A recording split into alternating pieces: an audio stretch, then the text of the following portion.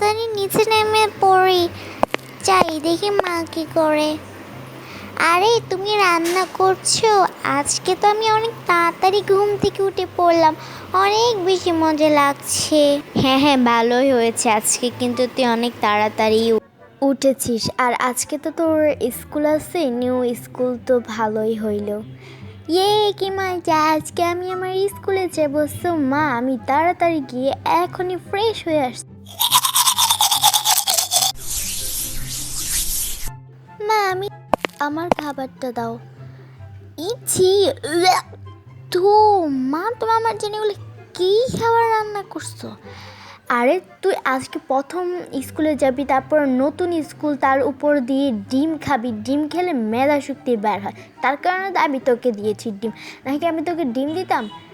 লাগবে না তোমার ডিম, আমি চলে যাচ্ছি। একদম ভালো লাগে না যেন নিজেরই জিদ বেশি। আমারও কিন্তু জিদ আছে, আমি জানে সে আমি ডিম খেলে তারপর আমাকে ডিম দিল। এখন আমি চলে যাব না। আমি কোথায় বসবো? আচ্ছা, বাসের এই সিটটাতে বসে নি। আঙ্কেল, আপনি কি আমার ক্লাসটা দেখাই দিতে পারবেন? মনে, তুমি কোন ক্লাসে পড়ো? আচ্ছা আসো, বুঝছি, তুমি ছোট দেখে। এটা হচ্ছে তোমার ক্লাস। Thank you uncle. আরে এখানে দেখি সবাই কেমন আমার দিকে তাকাই বসে আসছে। আরে কিছুক্ষণ আগে তো দেখলাম সবাই বসে আসছে, এখন থেকে একজন একরকমভাবে হয়েছে।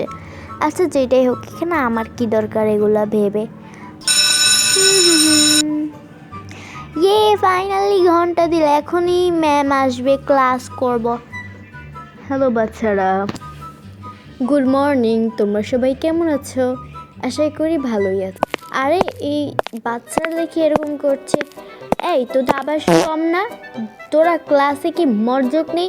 দেখতে পাচ্ছিস না যে এখানে ম্যাম আসছে, তারপরে এখানে ট্যাব ছিস?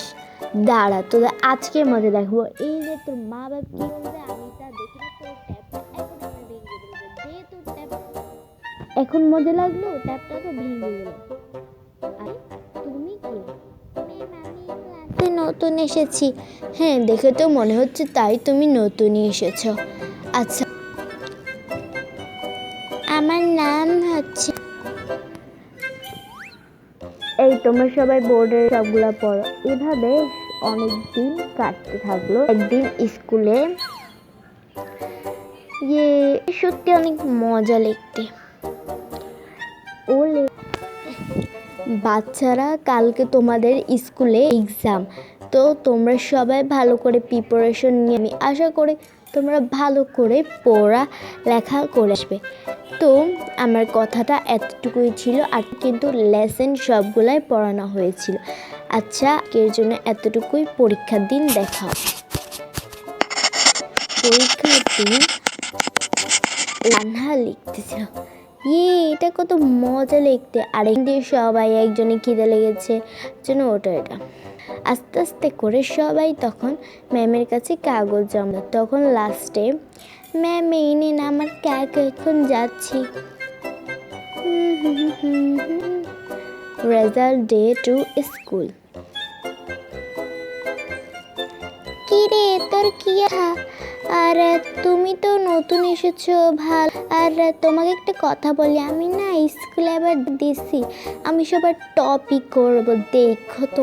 আমাকে ম্যাম বলে ডাকতে হবে তখন, ম্যাম, ক্লাসের ম্যাম, বাট ওই ম্যাম না। যাই হোক, তো তোমার খবর কি? পরীক্ষা কেমন দিলে? আমি ভালোই। দীক্ষা, তো তুমি যদি ভালো রেজাল্ট করো তাহলে তুমি ভালো, আর আমিও খুশি হব যে আমাদের একটা ক্লাস মিলে দিয়েছে। তো বাচ্চারা, আজকে তোমাদের ক্লাস ডে, তো সবাই মনে হচ্ছে অনেক খুশি আছো। তো সবার ভালো হয়নি, কিন্তু একজনেরই ভালো হচ্ছে।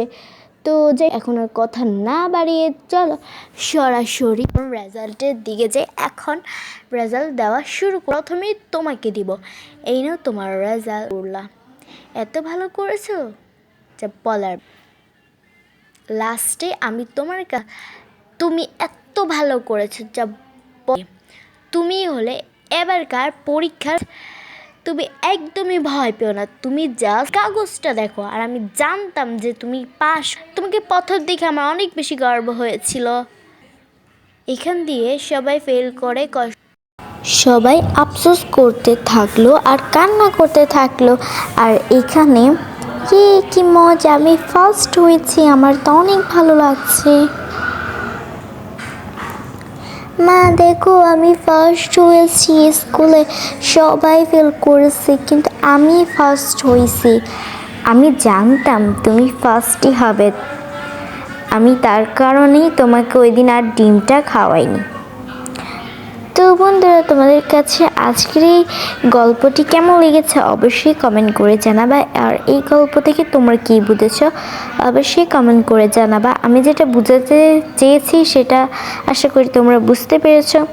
সো পরের গল্পতে দেখা হবে। আল্লাহ হাফেজ।